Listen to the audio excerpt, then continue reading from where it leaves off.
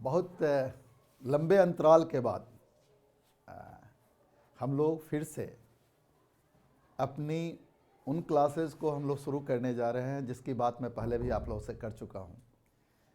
सर्वप्रथम हम global olympiad federations GOF या ग्लोबल प्रतिभा स्कूल को मैं धन्यवाद दूं और विशेषकर इसके जो चेयरपर्सन हैं हमारे यूपी सिंह जी, उनको मैं धन्यवाद दूं कि आप हमारे छात्र छात्राओं के हित में, स्कूल स्टूडेंट्स के हित में हमें फ्री ऑफ कॉस्ट हम लोगों ने ऑनलाइन क्लासेस को लेने का निर्णय लिया और निर्णय लेने के उपरांत हम लोग भिन्न भिन्न विषयों में अनेक तरह के क्लासेस को ऑनलाइन दे रहे हैं और हम उम्मीद करते हैं कि हम लोग उस पर सफल होंगे। जैसे कि हमारी नवाचार और नौ शैक्षणिक हमारी जो अभी भारत में स्थितियां बन रही हैं और हमारी नेशनल एजुकेशन पॉलिसी आई है, नई शिक्षा नीति हमारी आई है, उसमें है कि हम अपने विज्ञान के विषयों को भी या सारे विषयों को अगर हम स्थानीय लोकाचार की भाषा में, लोक भाषा में अगर हम उन चीज़ों की प्रस्तुतिकरण करें, अगर दें हम, तो वह ज़्यादा बेहतर ढंग से उस स्तर तक के विद्यार्थियों तक भी पहुंच सकता है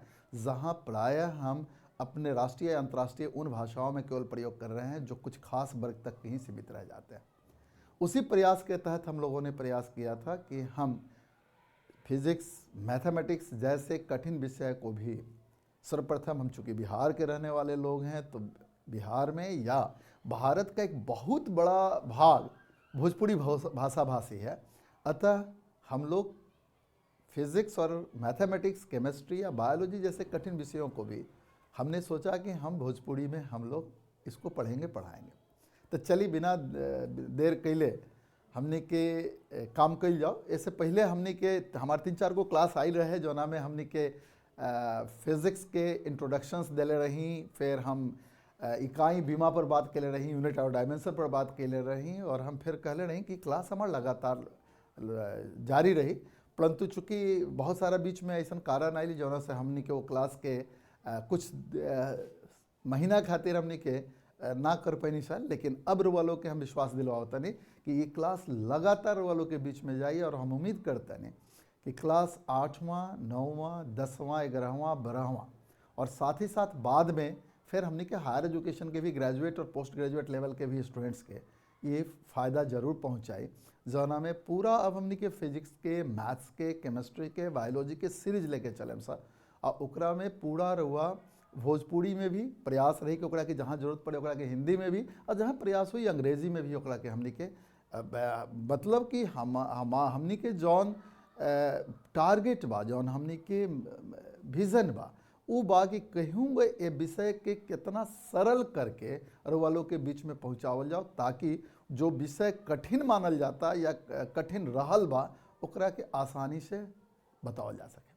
हम पहले भी बात कैले बनी, हम कहले बनी कि ज़्यादातर विद्यार्थी के बीच में कोई भी विषय के समझे के जौन माध्यम बा वो भाषा बा और भाषा के कठिनता के चलते खासकर हम देखनी बिहार के परिप्रेक्ष्य में हम बात कर रहा बनी। हम एगो महाविद्यालय के अभी तो प्राचार्य बनी, लेकिन हम शिक्षक के रूप में भी विश्वविद्यालय में पढ़ैनी या महाविद्यालय में पढ़ैनी, तो वहाँ हम पैनी कि बिहार के भाषा भाषी लड़का लड़कियन के साथ दिक्कत बाटे कि ओकरा अंग्रेजी में बहुत सारा चीज़ के समझे में और समझाव में दिक्कत बा। कुछ ऐसा कठिनाई के चलते वो अंतर्राष्ट्रीय स्तर के किताब भी नहीं पढ़ पावत या बेहतर किताब के पढ़े में ओकरा कठिनाई हो रहा बा। और हम पहले भी के क्लास में कहले बनी, फिर ओकरा के हम रिपीट करता नहीं कि देखी भाषा दूगो होला, एगो पढ़े के भाषा, एगो पढ़ावे के भाषा। पढ़े के भाषा वो भइल जौना में हमरा सरलता होके हम आराम से ओकरा के समझ सके। जैसे कि मान ली कि हमार कोनो ऐसा किताब पढ़े के बाद जो अंग्रेजी में बा या फ्रेंच में बा या लैटिन में बा, तो हमरा बहुत भाषा के धीरे धीरे ज्ञान अर्जित करे में कोनो बुराई नहीं कि हमरा भाषा जितना आवे उतना बेहतर बा, परंतु जब हमरा पढ़ावे के बा तो पढ़ावे केकरा खातिर बा, हमरा पढ़ावे के बा ऑडियंस के जौना जहाँ हम जा रहा बनी पढ़ावे।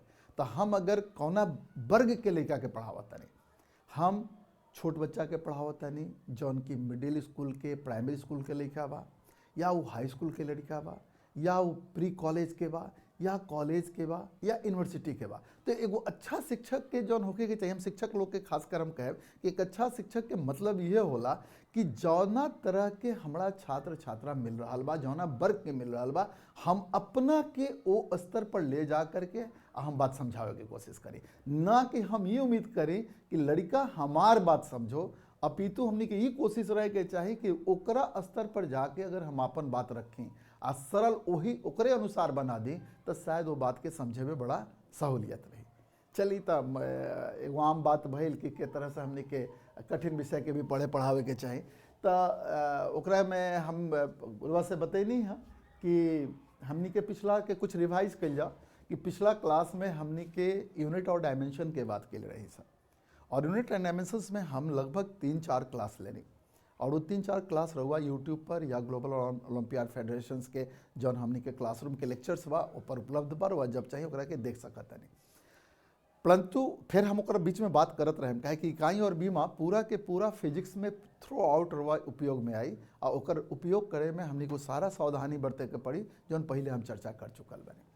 अब देखिए हम पहलू कनी कि ओकरा में हम रुआ लोग से बात के ले रही, कहले रही कि राशि का है, तो हम कहले रही कि जौना चीज़ के भी मापल जा सके, जौना के मापन पॉसिबल होके, जौना के अंग्रेजी में कहल जाओ कि anything which is your measurable, if anything which is your measurable that is called quantity, जिसको हम कहें कि किसी चीज़ को हम अगर माप सके तो उसे हम राशि कहते हैं। तो मेजरमेंट के फिर जौन हम कर रहा बानी, अगर वो मेजरमेंट जौना कंसर्न के बा, जौना फील्ड से कंसर्न में बा, हमारा नेचर में फिजिकल इवेंट बा, केमिकल इवेंट बा, बायोलॉजिकल इवेंट बा, एस्ट्रोलॉजिकल इवेंट बा, अलग अलग किस्म के घटना बा। तो अगर फिजिकल इवेंट बाटे और ओकरा के मेजर करता नहीं सा तो ओकरा के हमनी के फिजिकल क्वांटिटीज बोल रहा बानी सा, केमिकल बा तो केमिकल क्वांटिटीज बोल रहा बानी सा, बायोलॉजिकल बा तो बायोलॉजिकल क्वांटिटीज बोल रहा बानी जा। अब फिर फिजिकल क्वांटिटीज में भी अलग अलग हमार क्वांटिटी बा। आज वही आधार पर हमनी के आज एगो ऐसा टॉपिक लेके चल रहा बानी सा जन की बहुत ही महत्वपूर्ण बा, और ये फिजिक्स में एप्लीकेशंस के रूप में चैप्टर लिखल जाला, काहे कि एकरे के फिर हमनी के मैथ्स में डिटेल इलाबोरेटेड मैनर में हमनी के पढ़िला सा जोना के वेक्टर एनालिसिस के नाम से जानिला। तो आज हमनी के चले के शुरू कल जाओ, हमनी के शुरू करें सा कि रउआ वेक्टर का बा। तो हमनी के जौन स्थिति बना था कि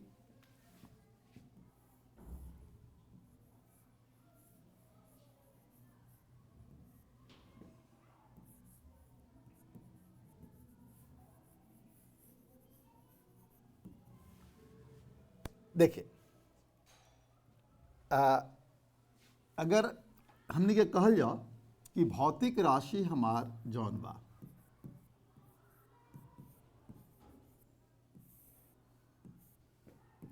तो भौतिक राशियां जौन हमार बा ओकरा के कितना वर्ग में वर्गीकृत कल जा सकता। तो मुख्य रूप से हमनी के ऐसे तो अनेक बा, लेकिन हमनी के मुख्य रूप से कैसे बांटल जा सकेला। पहला हमनी के बाटे की रेशियो यानी कि अनुपात,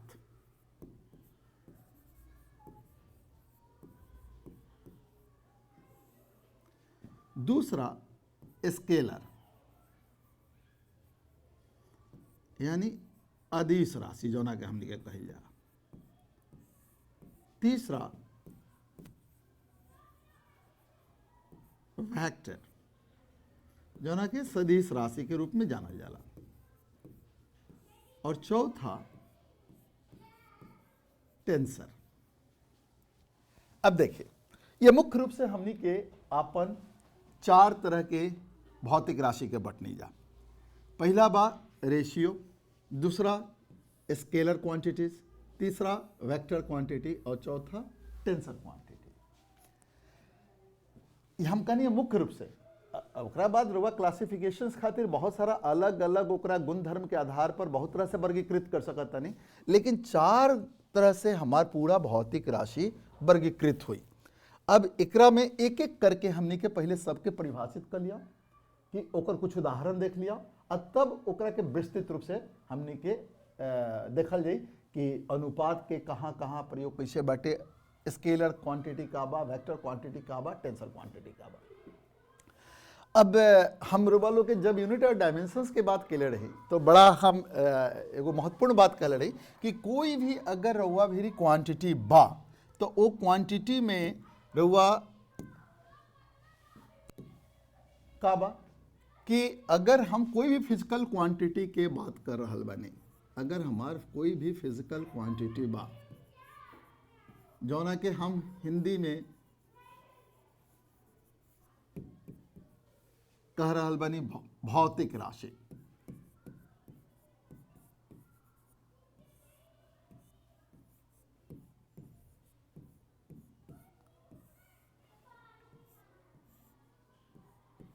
एकरा के याद हुई रुआ लोग के कि हम हमेशा कहले रही कि एकरा के हम एन यू के रूप में लिख सकता नहीं। एन के हमनी के मतलब रहे कि संख्यात्मक मान यानी कि न्यूमेरिकल वैल्यू,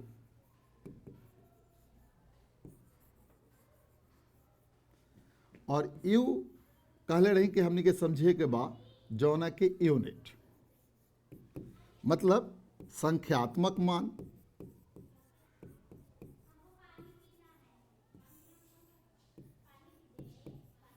और इकाई।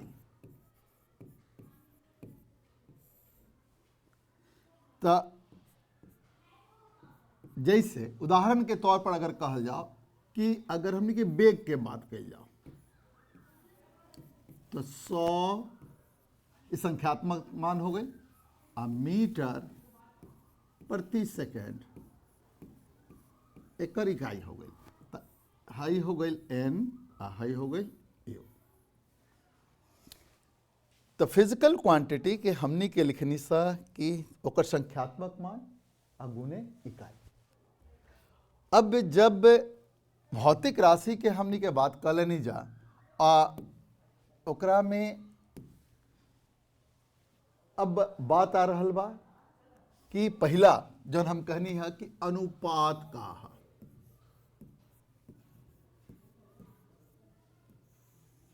जौना के हमनी के रेशियो कहता नहीं। देखिए एकरा परिभाषा से ही स्पष्ट बा कि अनुपात रेशियो अगर हुई तो एकरा में कभी इकाई नहीं हो सकत। काहे कि कभी भी दू गो इकाई के अनुपात हमने के नहीं हिस्सा ले सकत। मीटर बटा मीटर, किलोमीटर बटा किलोमीटर, सेकेंड बटा सेकेंड, ओकरा के कहल जाओ तो खत्म हो जाए। तो जब अनुपात के कुछ ऐसा हमनी के राशि बा, भौतिक राशि बा जौना के कोनो इकाई नहीं है, मतलब इकाई विहीन राशि।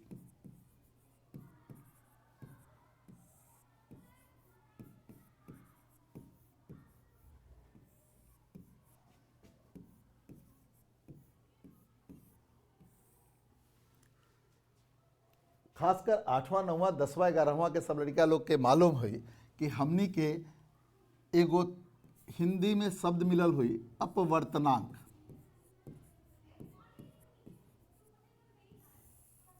जौना के अंग्रेजी में हमनी के रिफ्रैक्टिव इंडेक्स के नाम से जानल जा रहा।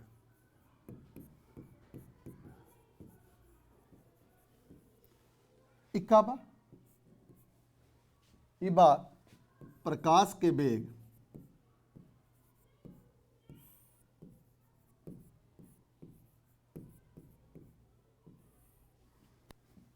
निर्वात में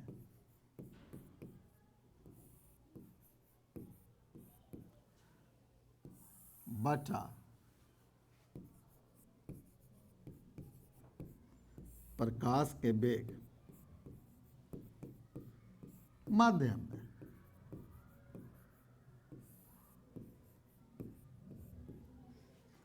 अब देखिए अनुपात बात कौन चीज के बाद दू गो सेम भौतिक राशि के एक किस्म के भौतिक राशि दोनों वेग बा। प्रकाश के वेग वैक्यूम में निर्वात में कहा velocity of light in vacuum divided by the velocity of light in a medium. वो ई जौन अनुपात हुई वो माध्यम के अपवर्तनांक या अंग्रेजी में कह जाओ कि रिफ्रैक्टिव इंडेक्स के नाम से जाने सा। तो जब ये मान ली कि कोनो हमने के जानता नहीं सा कि प्रकाश के वेग निर्वात में 3 × 10⁸ मीटर पर सेकेंड, आ उहे रउआ अगर पानी में चल गई नहीं,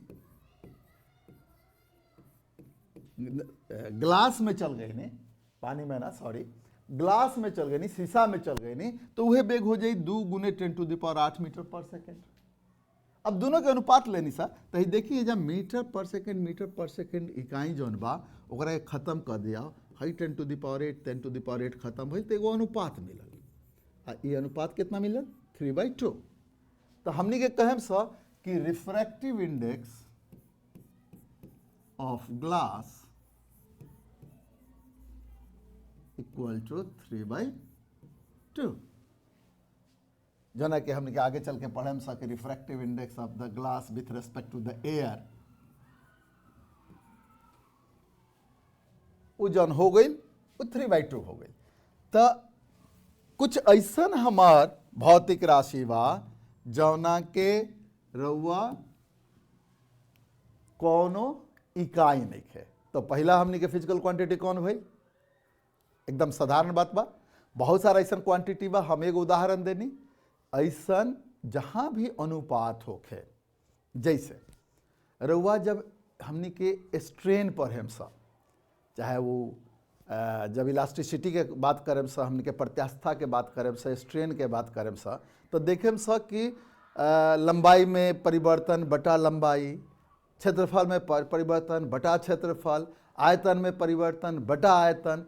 तो जब दो जहाँ जहाँ ऐसा कोनो अगर भौतिक राशि मिल रहा बा जौना में दो एक किस्म के भौतिक राशि के अनुपात मिल रहा बा, तो सीधा बात बा कि ओमे इकाई ना रही। आ जब इकाई ना रही तो खाली क्या रही? संख्यात्मक मान रही, न्यूमेरिकल वैल्यू रही। तो ऐसा एगो क्वांटिटी भइल जौन रेशियो बा, ओकरा के पहला कैटेगरी वाला हमने के भौतिक राशि में रखें सर। हम उम्मीद करते नहीं कि ये बात क्लियर हो गई कि हमारे रेशियो से का मतलब बा। और जहाँ जहाँ फिर आगे क्लास में मिली हम बताओ जाए कि संख्यात्मक मान रखे वाला कौन कौन भौतिक राशि हमने के प्राप्त हो रहा बाटे। अब देखिए दूसरका के हम बात कहनी है कि हमार अदिश राशि का है।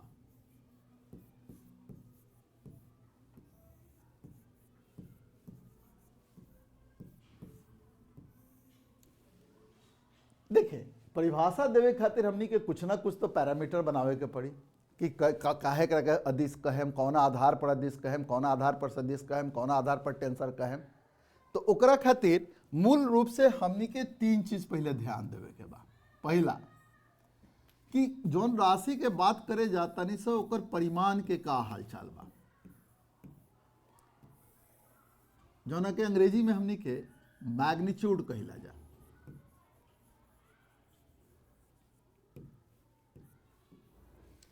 दूसर का दिशा, जोना के अंग्रेजी में हमने के डायरेक्शन बोले सर।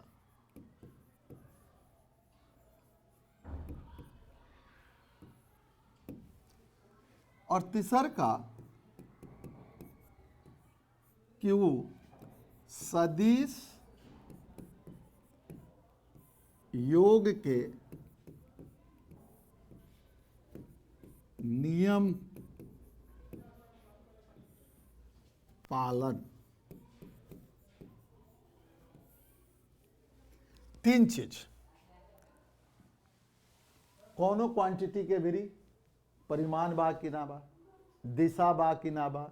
अगर परिमाण भी बा दिशा भी बा तो ओकरा साथे साथे वो खास सदिश योग के नियम के अनुपालन कर रहा बा कि ना कर रहा बा। देखिए पहला बात हमने के देखा जा, परिमाण में का करला? परिमाण में हमने के संख्यात्मक मान अगुने इकाई रला। अगर बात तो ओकरे हमने के मैग्नीट्यूड कहेम सा। तो मैग्नीट्यूड में हम जैसे कहनी है कि संख्यात्मक मान अगुने इकाई। रेशियो में हमने के देखनी है जा कि ओकरा में इकाई ना रला, खाली संख्यात्मक मान रला। अब यही आधार पर हमने के का करेम सा कि कुछ ऐसा राशि हुई, भौतिक राशि हुई जौना में खाली का हुई भाई, तो परिमाण हुई, ओमे दिशा ना हुई और ओमे दिशा ना हुई और साथ ही सदिश योग के नियम के अनुपालन भी ना करी। एक तरह के बात हो गई। दूसरका तरह के बात हुई कि ना ओकरा में रहुआ परिमाण भी हुई, ओकरा में रहुआ परिमाण भी हुई आ दिशा भी हुई, परिमाण भी हुई या दिशा भी हुई। तो जब परिमाण भी हुई या दिशा भी हुई और साथ ही साथ अगर बा तो कुछ ऐसा भी राशि हुई जिनमें परिमाण भी हुई या दिशा भी हुई, लेकिन हो सकेला कुछ सदिश योग के नियम के अनुपालन ना करे। तो देखिए एगो तो हो गई कि खाली परिमाण बा दिशा नहीं है, जैसे मात्रा, तो मात्रा के भी 10 किलो 5 किलो एक कोनो दिशा नहीं है भाई। लेकिन एगो ऐसा भी राशि हुई जना में परिमाण हुई या रुआ दिशा के भी आभास हुई, दिशा भी हुई, जैसे करंट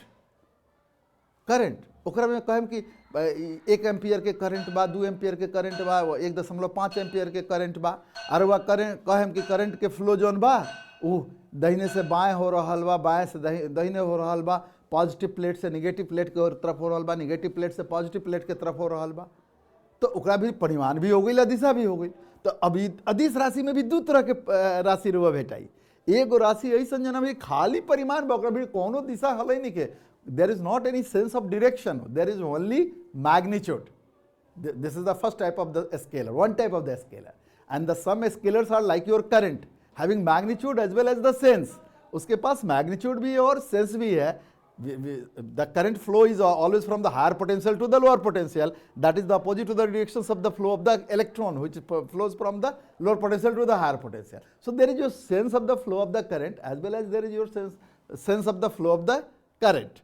तो करंट का और इलेक्ट्रॉन के फ्लो का सेंस है, मैग्नीट्यूड है, but they are scalar quantity.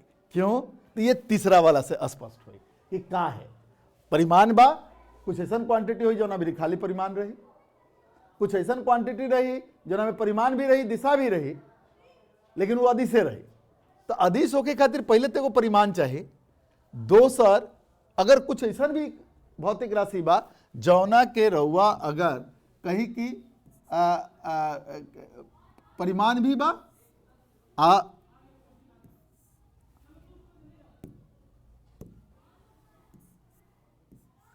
परिमाणों बा और दिशा भी बा। तो हम उदाहरण देनी है कि पहला उदाहरण देनी है कि जैसे वो मात्रा के लिए, तो मात्रा में खाली परिमाण, कोनो दिशा नहीं है,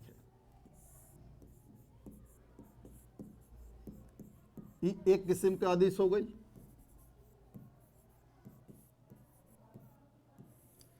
एगो दोसर रउआ के जौन हम बताइनी है, जौना में रउआ लोग के कहनी कि करंट धारा जौना के कहल जाला,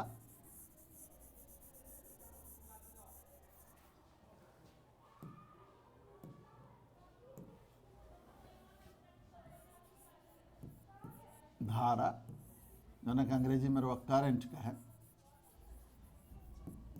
तरवा कहीं भी करंट के फ्लो के बात करें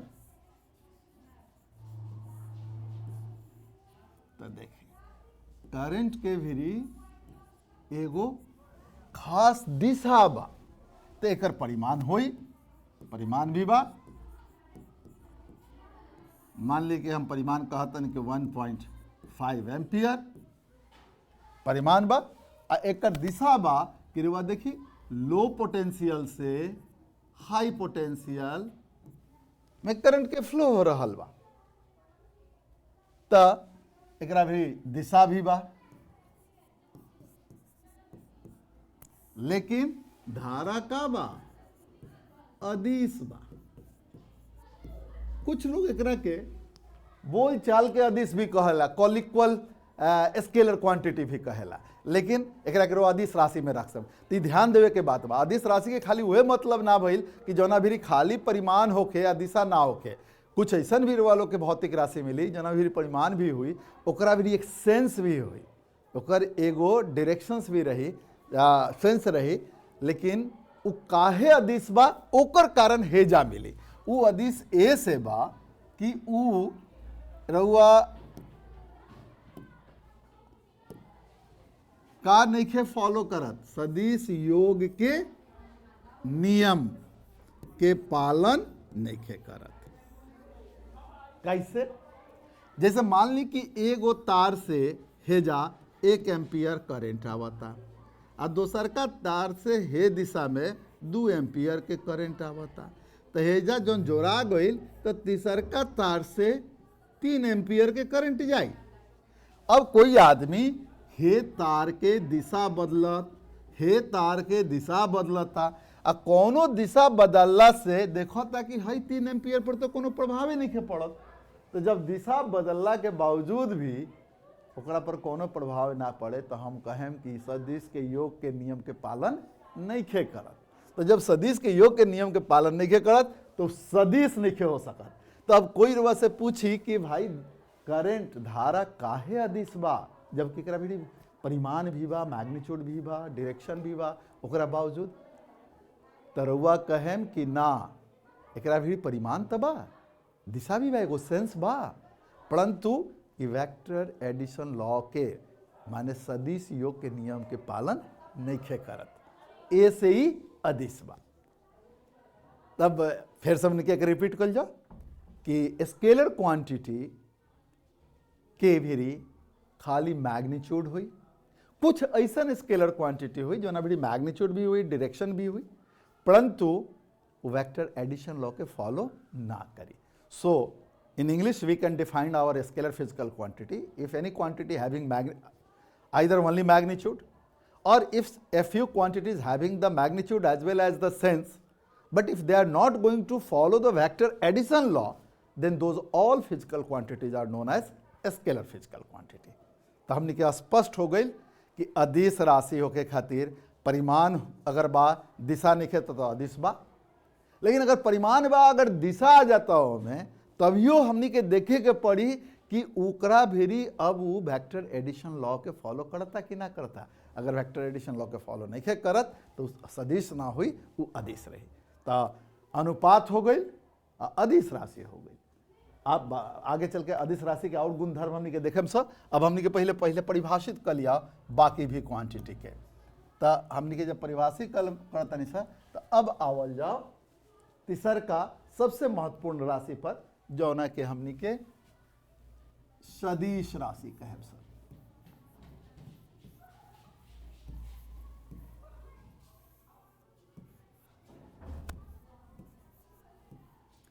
लेकिन नामे से स्पष्ट बा, दिश हमार तत्सम शब्द बा, और पहले हमनी के स आ अ लगा के अदिश दिशा ना आ सदिश दिशा के साथ। तो सदिश राशि यानी कि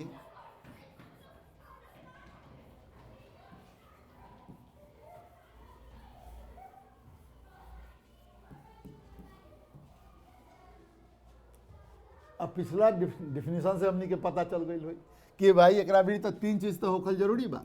पहला परिमाण,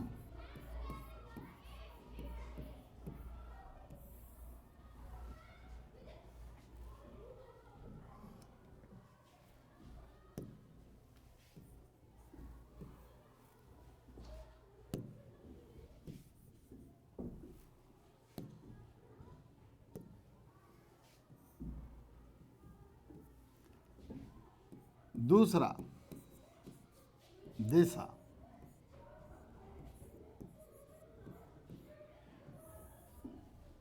तीसरा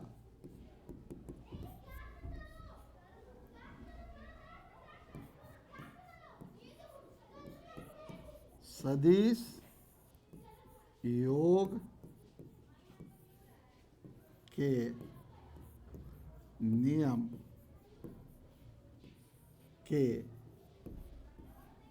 अनुपालन।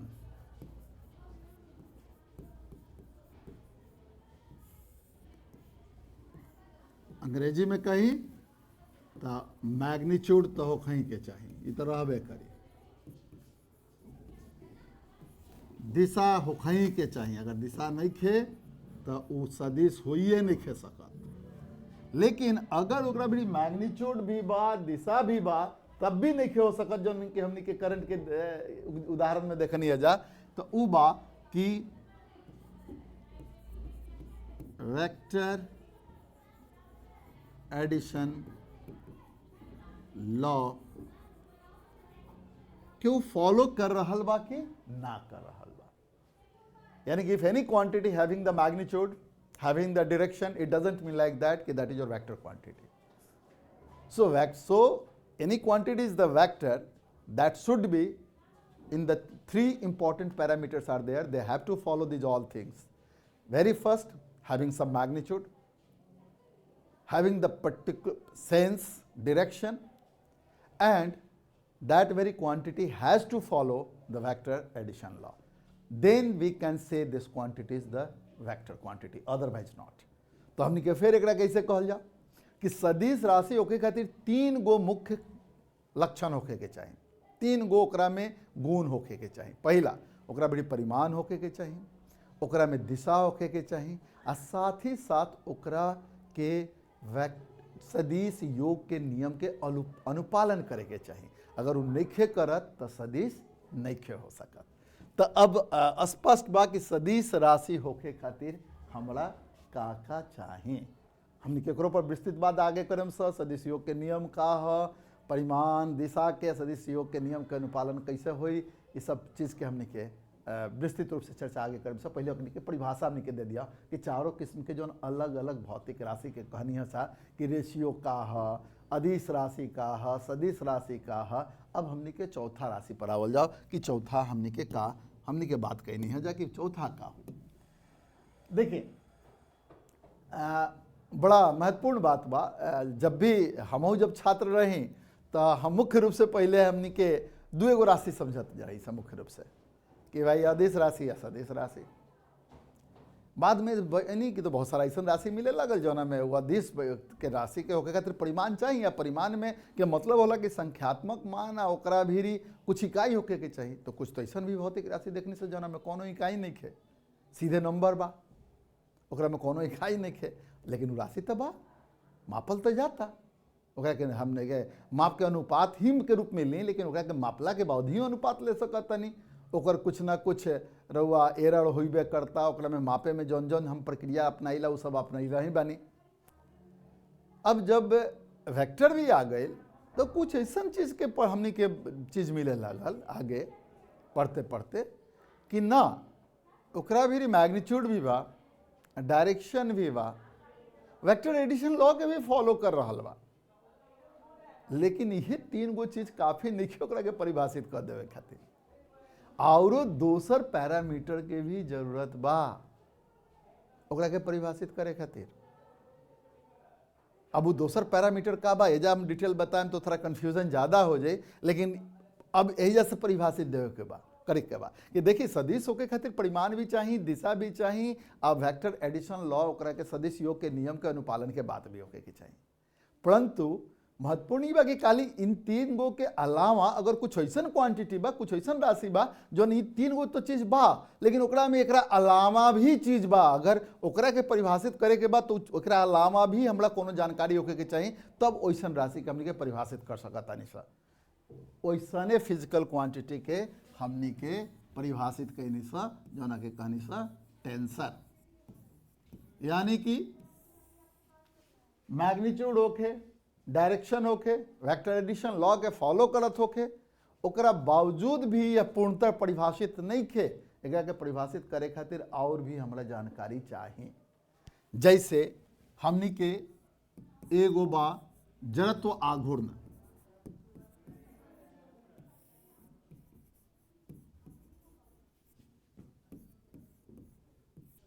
जोना के मोमेंट ऑफ इनर्शिया हमनी के बोलीला जा।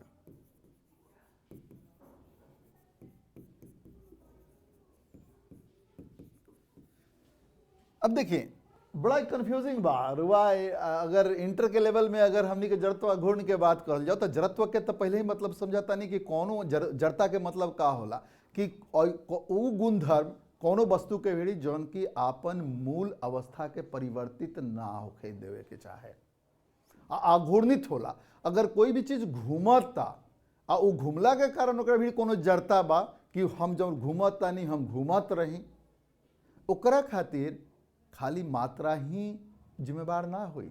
जौन मात्रा घूमता, जौन अक्ष के परितः घूमता, वो अक्ष से कैसे ओकर मात्रा के वितरण बा, कितना दूरी पर वितरण बा इत्यादि इत्यादि पकड़ी, कौना अक्ष के परितः बा, कौना अक्ष के परितः हम देखे के चाहतनी इत्यादि। तो एक एक गो चीज के हम अगर एक्स अक्ष के, वाई अक्ष के, जेड अक्ष के, या एक्स वाई अक्ष के, या एक्स वाई जेड अक्ष के, या जेड जेड वाई जेड अक्ष के हम कहाँ लेवे के चाहतनी, ओकरा अनुसार एक एक गो वस्तु के अलग अलग ओकर मान होखे लगी कि हई मान ली कि हमारे एक्स अक्ष बा, हई वाई अक्ष बा, हई जेड अक्ष बा। तो हम अगर मोमेंट ऑफ इनर्शिया जड़त्व आघूर्ण के आई से निर्धारित करतनी तो हमार आई एक्स, हमार आई वाई, हमार आई जेड, हमार आई एक्स वाई, हमार आई वाई जेड, हमार आई जेड वाई इत्यादि सब अलग अलग मान होखे लगी। अब देखिए एक एगो चीज के ओकरा भी दिशा बदल देला से, अक्ष बदल देला से ओकर मान में परिवर्तन हो जा रहा बा। त हमारे एगो ये ऐसा क्वांटिटी बा जो कि खाली परिमाण से, दिशा से या सदिश के योग के नियम के अनुपालन के आधार पर ही पूर्णतः परिभाषित नहीं कर सकत। एकरा के परिभाषित करे खातिर दोसर पैरामीटर के भी, दोसर भी जानकारी के हमरा आवश्यकता पड़ी। तो हम ओकरा के कौना कैटेगरी में रखता नहीं, टेंशन। वहीं आगे चल के इलेक्ट्रिकल पोलराइजेबिलिटी या बहुत सारा ऐसा क्वांटिटी हमनी के मिली जौना में देखे कि हमनी के मैग्नीट्यूड, दिशा और भौतिक हमारे सदिश के योग के जो नियम बा ओकरा अनुपालन के बावजूद भी हमनी के दोसर और जानकारी होखे के चाहिए, तभी जा कर के हमनी के ओकरा के पूर्णतः परिभाषित कर पाएम सर, जोना कि हमनी के टेंसर कैटेगरी में रखनी सर। तो अब हमनी के आवल जाओ, देखिए भौतिक राशि के जब परिभाषा के बात चल रहा बा तो हमनी के आज अभी इतना देर में हमनी के का कहनी सर रिवाइज कर जाओ। आ कोनो चीज के तरीका के समझे के बाटे तो एगो बढ़िया तरीका है कि जब हम ओकरा के समझतनी या समझावतनी तो ओकरा में ख्याल रखें कि प्रक्रम में क्रमबद्धता होके के चाहिए, सिस्टमेटाइजेशन होके के चाहिए। हमरा पहले कौन चीज़ जाने के चाहिए, ओकरा बाद का जाने के चाहिए, ओकरा बाद का जाने के चाहिए, कौन चीज़ जाने तब हमरा आगे के जाने में चीज़ सहूलियत हुई। तो अगर ओकरा में क्रमबद्धता होके, ओकरा में सिस्टमेटाइजेशन हो गए, एगो प्रोसेस होके, एगो प्रक्रम होके, तो ओकरा के हमार मेमोरी रिटेंशन में याद रखे में बड़ा सहूलियत होला। अगर ओकरा के हमनी के प्रॉपरली अरेंज करके ना चलम जा तो वैसन केस में हमार याद रही या उघालमेल हो जाए, ओकरा में कहीं ना कहीं हमरा कहीं ना कहीं कन्फ्यूजन हो कि कैसे करे के बा। हमनी के का कहने है जा पहला चैप्टर में जब इकाई बीमा पढ़नी जा तो भाई भौतिक राशि का बा, ओकरा के नापेम सब कैसे, ओकरा के मापला में हमनी के काका दिक्कत हो सकता, मापे में काका त्रुटि हो सकता, ओकर इकाई का होई, ओकर बीमा का होई, बीमा के निर्धारण कैसे होई इत्यादि इत्यादि बात के डिस्कशन करने जा। अब आयल कि अब हमनी के भौतिक राशि परिमाण के आधार पर, दिशा के आधार पर या दूसरा गुण के आधार पर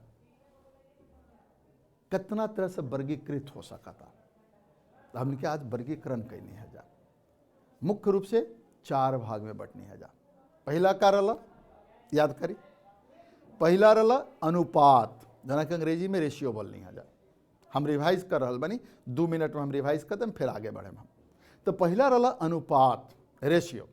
रेशियो में रला का कि ओकरा में इकाई ना होई, खाली संख्या होई। उदाहरण देनी है कि रवा स्ट्रेन अगर डिफाइन करतनी, लॉन्गिट्यूडनल स्ट्रेन के बात करतनी, वॉल्यूम स्ट्रेन के बात कर रहल बनी, रिफ्रैक्टिव इंडेक्स के बात करतनी, या रिलेटिव परमियाबिलिटी के बात करतनी, रिलेटिव परमिटिविटी के बात करतनी, यानी कि या रउआ रिलेटिव डेंसिटी के बात करतनी। कोनो चीज़ जब सापेक्ष रूप से रउआ मापेम तो सापेक्ष करे खातिर तो अनुपात बनावे के पड़ी, अनुपात बनावे के पड़ी तो इकाई खत्म हो जाए, खाली बच का जाए संख्या। अगर हमारा रिलेटिव डेंसिटी हमारा करे के बाद तो कोनो चीज़ के घनत्व खास तापक्रम पर और ओकरे घनत्व 4 डिग्री सेंटीग्रेड पर, तो ई एगो घनत्व भइल तो दोनों तो घनत्व न बा। तो ये तो जब भी होई तो 3.4 हो जाए, 2.1 हो जाए, 12.3 हो जाए, जौन भी होई वो एगो संख्या होई, ओकरा में कोनो इकाई ना रही। लेकिन ऐसा भौतिक राशि तो बा, रिलेटिव डेंसिटी बा, रिलेटिव परमियाबिलिटी बा, रिलेटिव परमिटिविटी बाटे, रवा स्ट्रेन बा, ओकरा बाद रिफ्रैक्टिव इंडेक्स देखनी है जो हमनी के परिभाषा शुरू कैनी है सता। तो अब एक तरह की एक कैटेगरी हो गई भौतिक राशि के, जोना में खाली संख्यात्मक मान रही, कोनो इकाई ना रही।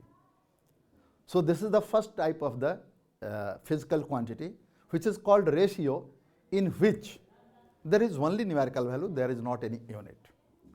As we have already defined earlier, the ratio is the simple number. We have taken the example of the refractive index, that is the ratio of the velocity of light in vacuum upon the velocity of light in a medium.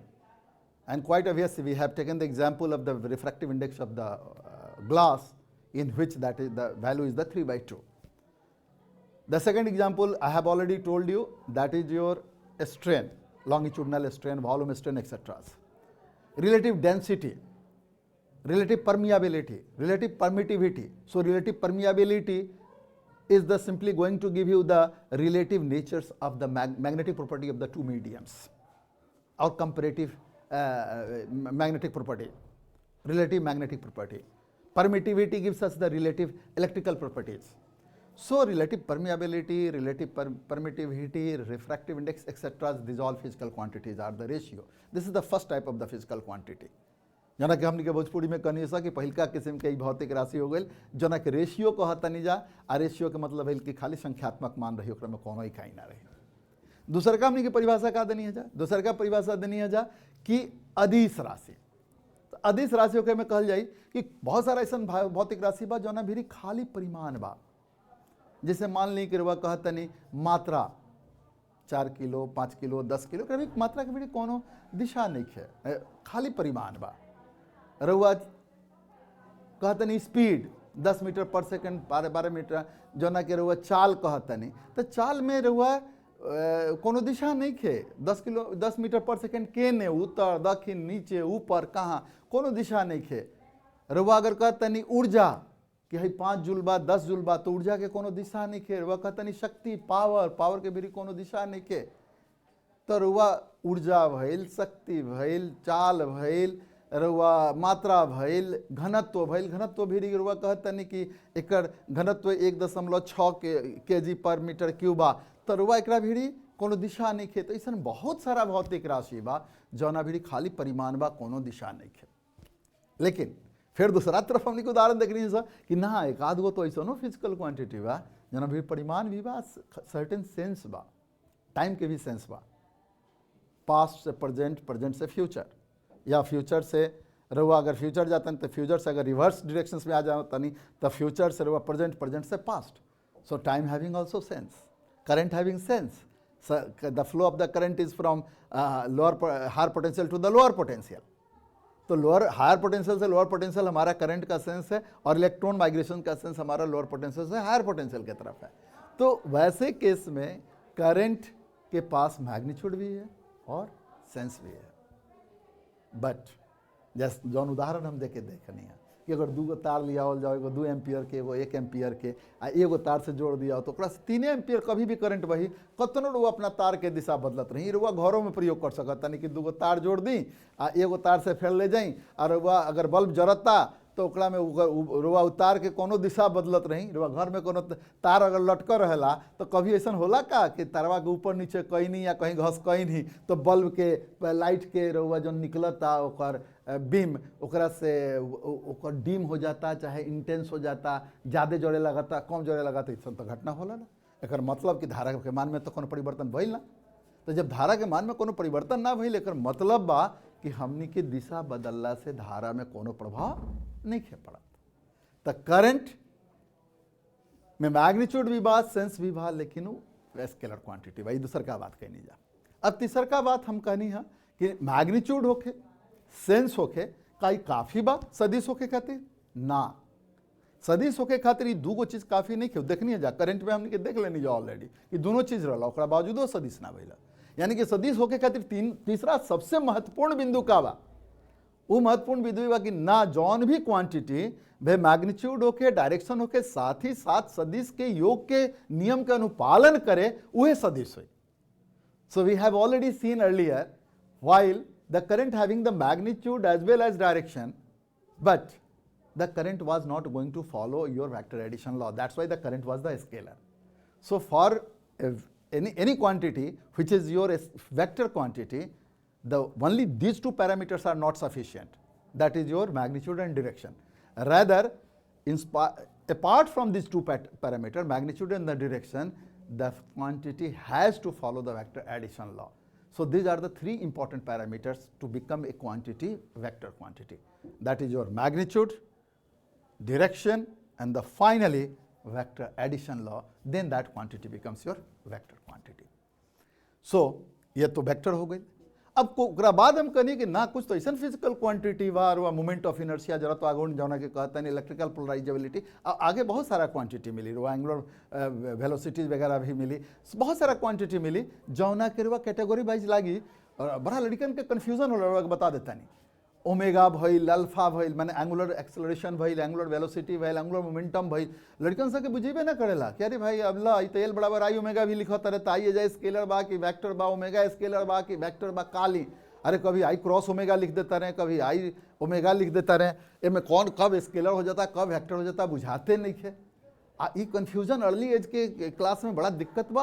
अब early एज के बच्चा के समझावल बड़ा मुश्किल बा, चूंकि early एज में उतना टेंसर पढ़ावल ना जाला, ओकरा के बतावल ना जाला, टेंसर एनालिसिस पढ़ावल ना जाला. जंगर वालों के हम वेक्टर एनालिसिस पढ़ावत नहीं, पूरा के पूरा टेंसर एनालिसिस एगो बड़हन चीज बा जौन हमें को वेरिएंट, कॉन्ट्रा वेरिएंट, टेंसर्स बहुत सारा चीज़ पढ़े के पड़ेला. आगे चल के ओकर विस्तृत पढ़ाई हुई है यार, रउआ लोग आगे पढ़े में एकरा के तो बड़ा बृहत रूप से मिली एकरा.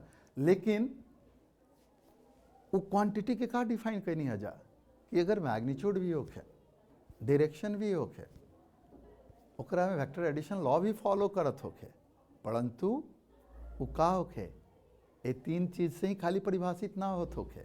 एकरा के ओकनी के परिभाषित करे खातिर हमनी के औरो भी दोसर पैरामीटर के जानकारी होखे के चाहिए, दोसर भी एडिशनल ओकरा में प्रॉपर्टी आ जाए, तब वैसन क्वांटिटी के भी कैटेगराइज करे के पड़ी नो. ओकरा के हमनी के चौथा कैटेगरी में रखनी से जौना के टेंसर कहानी से.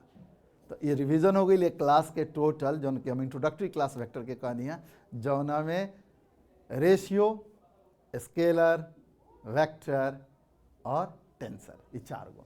तो एक क्लास के कंक्लूड करे के पे हम बाद जब ऑपरेशनल बात हम अगला क्लास में हम लेके आए, ओकरा से पहले केवल हम छोटा सा एगो इंट्रोडक्टरी बात कर ली कि चली रहुआ. अब हमनी के कहल जाओ कि अगर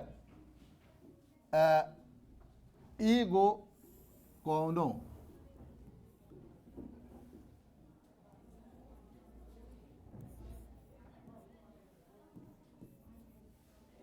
वेक्टर के हमनी के रिप्रेजेंट कैसे करें जा, तो कोनो चीज अगर ए से बी के तरफ दिशा के निर्धारण कर रहा बा, एक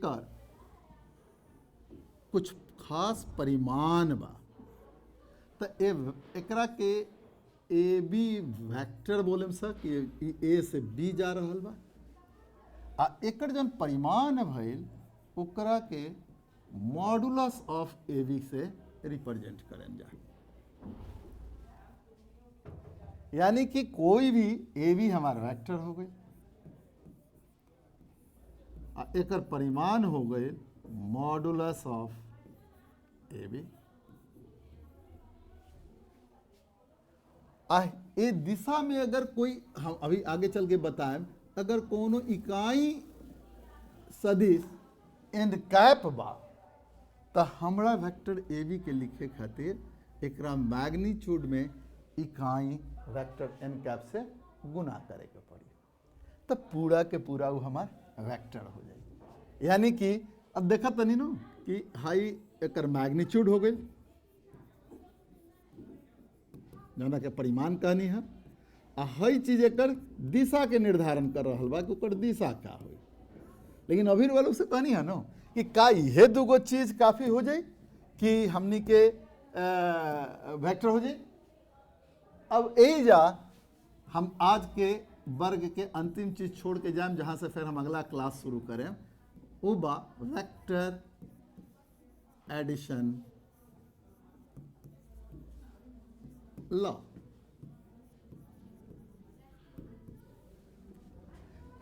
कोई एगो वेक्टर ए बा, एक दूसर का वेक्टर है जा अगर बी बा, तो अगर है ओ ए भइल है ए बी भइल, तो ओ से बी के मिलावल जाओ तो ये वेक्टर सी हुई. और वेक्टर एडिशन लॉ के अनुसार वेक्टर सी बराबर वेक्टर ए प्लस बी होके के चाहिए। अगर ऐसा हो रहा बा तो हम कहें कि vector A B C vector quantity बा, यह वेक्टर एडिशन लॉ बा। यही आधार पर पूरा वेक्टर के हमने के अलजबड़ा वेक्टर एडिशन, वेक्टर सब्सट्रैक्शन और वेक्टर के मल्टीप्लिकेशन के बात करें सब। और वो हमरा से प्रश्न पूछ सकता नहीं क्लास खत्म हो कि रिवाज अभी बात कह के गई नहीं कि वेक्टर के जोड़ सीखेम सब, वेक्टर के घटाव सीखेम सब, वेक्टर के गुना सीखेम सब, लेकिन रउआ मुँह से ही कहे ना निकल लगे वेक्टर के भागो सीखेम सब, डिवीजन ऑफ द वेक्टर सीखेम सब। ये प्रश्न रउआ खातिर छोड़ के जाता नहीं, जौन कि हम अगला जब क्लास लें तो रउआ से यही बात से शुरुआत करें कि वेक्टर दूगो वेक्टर क्वांटिटी के दूगो सदिश राशि के भाग काहे ना देनी है जा, जोड़त त बानी जा, घटावत त बानी जा, गुना त करत तनी जा, लेकिन भाग ना देनी सा। यही जैसे हमारा अगला क्लास शुरू हुई। बहुत बहुत धन्यवाद।